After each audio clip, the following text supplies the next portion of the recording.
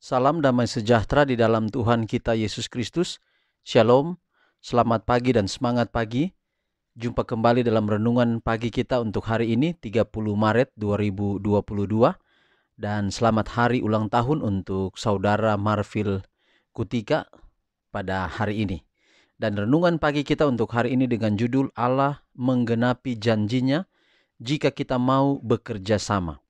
Sebelum kita lanjutkan, mari kita berdoa. Bapa kami dalam sorga, terima kasih untuk semua kebaikan-Mu dalam hidup kami, sudah pelihara kami hingga di pagi hari ini. Kami akan dengarkan pekabaran firman Tuhan, biarlah firman-Mu boleh menjadi berkat dalam hidup kami.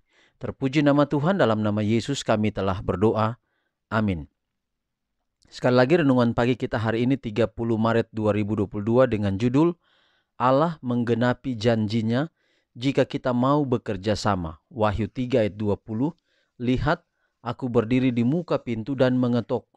Jikalau ada orang yang mendengar suaraku dan membukakan pintu, aku akan masuk mendapatkannya, dan aku makan bersama-sama dengan dia, dan ia bersama-sama dengan aku. Saya melihat banyak yang menumpuk kotoran di pintu hati mereka, sehingga mereka tidak dapat membuka pintu. Beberapa memiliki masalah yang tidak dapat diselesaikan dengan saudara mereka. Yang lain memiliki temperamen yang jahat, iri, dan dengki. Semua ini harus dilenyapkan agar pintu dapat dibuka.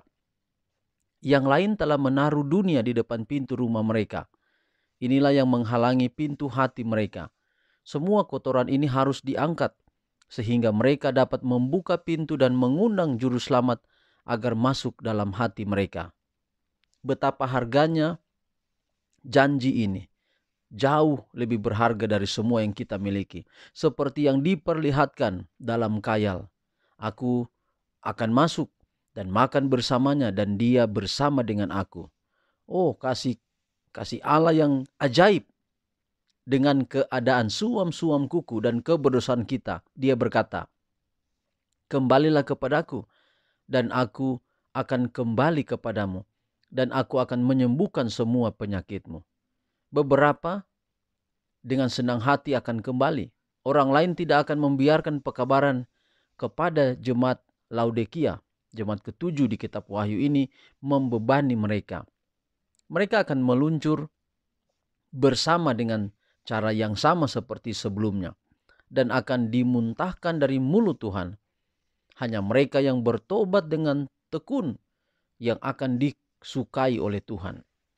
Yesus mati untuk membuat jalan keluar bagi kita, agar kita bisa mengatasi setiap temperamen yang jahat, setiap dosa, setiap godaan, dan akhirnya duduk bersamanya.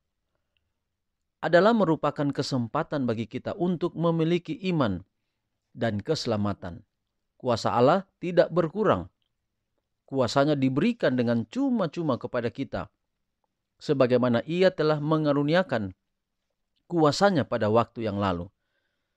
Ini adalah jemaat Tuhan yang telah kehilangan iman mereka untuk menuntut, energi mereka untuk bergulat, seperti yang dilakukan Yakub.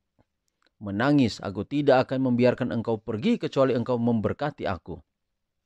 Iman yang bertahan meskipun telah sekarat, iman itu harus dihidupkan kembali di hati umat Tuhan.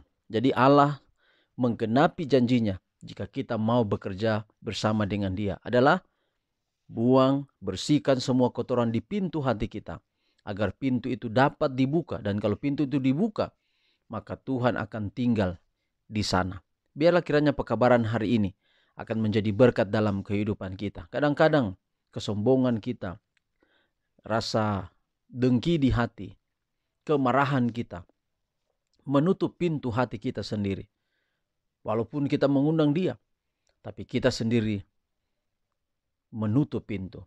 Dalam Wahyu 3:20, Yesus berdiri di muka pintu. Artinya bahwa pintu itu kita yang membuka. Kalau kita buka, Tuhan akan masuk. Itulah sebabnya dalam gambar-gambar Yesus berdiri di luar dan Dia mengetuk pintu hati kita. Keputusan ada pada kita. Apakah kita mau membiarkan Dia masuk di hati kita, atau kita membiarkan Dia tinggal di luar, tidak di dalam kita.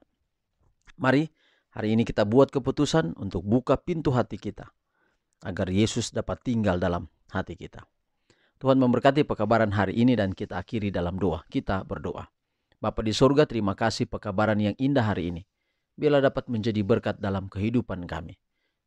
Biarlah kami dengan pertolongan Tuhan, setiap kotoran di pintu kami buang, bersihkan dengan pertolongan-Mu, sehingga Engkau akan masuk di dalam pintu hati kami masing-masing. Pelihara kami hari ini dalam setiap tugas tanggung jawab kami serahkan dalam tangan Tuhan. Khusus bagi Bapak Marfil Kutika, di hari ulang tahun hari ini kami menyerahkan beliau ke dalam tangan Tuhan. Berkati kami semua, berikan kekuatan, kesehatan, tambahkan iman yang kuat. Bagi istri hamba-Mu dalam keadaan sakit juga Tuhan akan memberkati, berikan selalu kesembuhan. Kami sudah berdoa dalam nama Yesus Tuhan dan Juru Selamat kami. Amin.